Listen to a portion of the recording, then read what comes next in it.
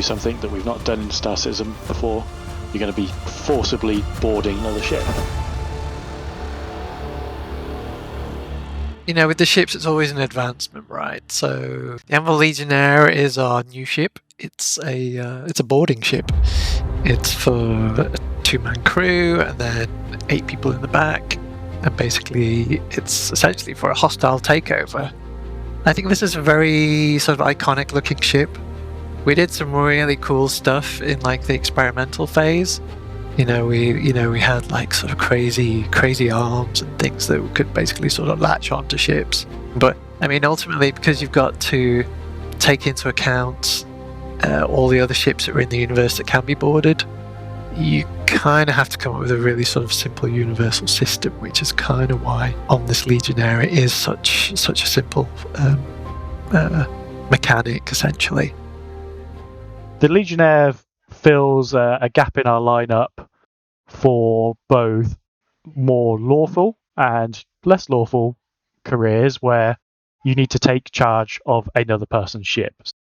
Traditional flow for ship-to-ship docking is the person who wants to dock to the other ship requests it from the parent ship, and it's on the parent ship's pilot to accept or deny that, whereas the Legionnaire has onboard hacking abilities using the hacking minigame to perhaps forcibly override that acceptance and allowing it to happen instead.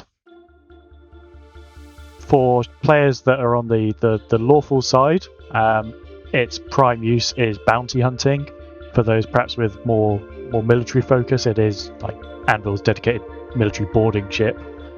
And for those on the other side of the spectrum, piracy is its main role. So you are there able to attach and board other ships and take their crew, goods, or ship itself. That's the Anviled Legionnaire. Looking forward to this one because it's a ship that appeals to both sides of the law. It brings with it a new side to an existing gameplay loop or existing gameplay loops. It expands upon them, and it's something that I know a lot of players have been waiting for a long time, is that the ability to board other ships forcibly, because it takes away that safety a lot of players have at the moment where, well, I'm safe on my ship, no one's coming on here without destroying me. So people are really going to have to start thinking twice when these things hit the persistent universe. Invictus Launch Week is back, starting tomorrow as we welcome the UEE Naval Fleet to the Planet Crusader for this year's event. Now, throughout the festivities, you can test fly military vehicles for free, experience new releases like the Anviled Legionnaire, rediscover old favorites, and tour an in-service Javelin destroyer. But how did it come to be in the fiction of our persistent universe? Let's go now to members of the narrative team to learn more.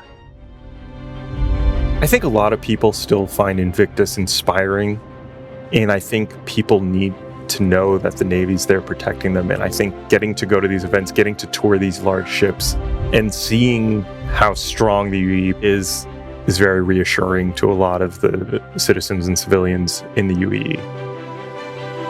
When Invictus originated, it was way back in 2542, and this was about a year into the First Tavaran War.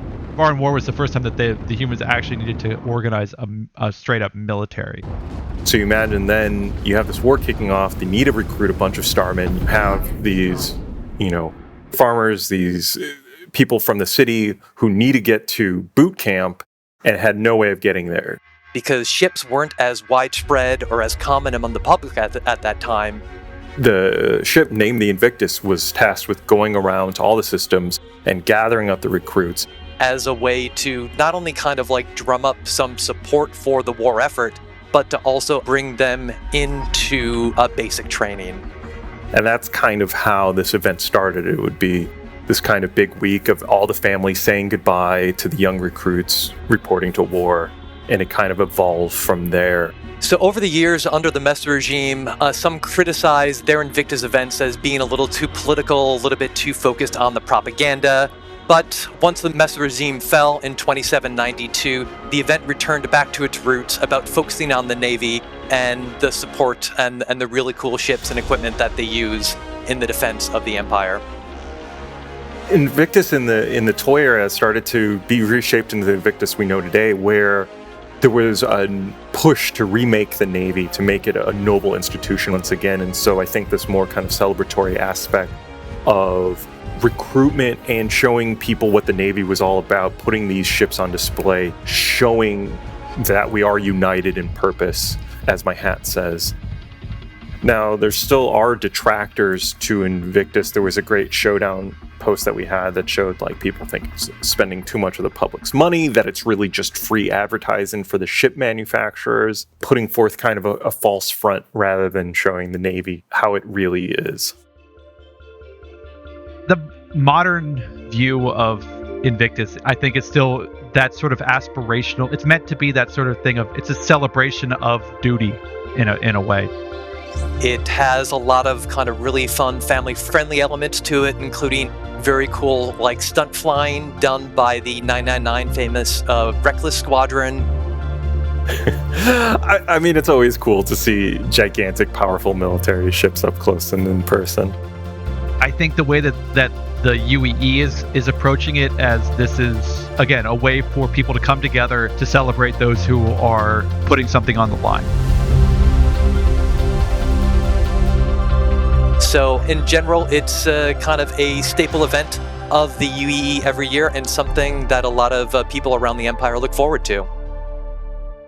So what did we learn about this week?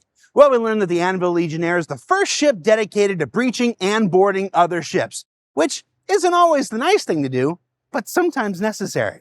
And that Invictus Launch Week has become a mainstay of the persistent universe over the years, as well as your chance to tour the interior of a Javelin destroyer, if you're into that sort of thing. For Inside Star Citizen, I'm Jared Huckabee. That's the new Manchester office. Maybe we'll go inside next week. We will. See you then.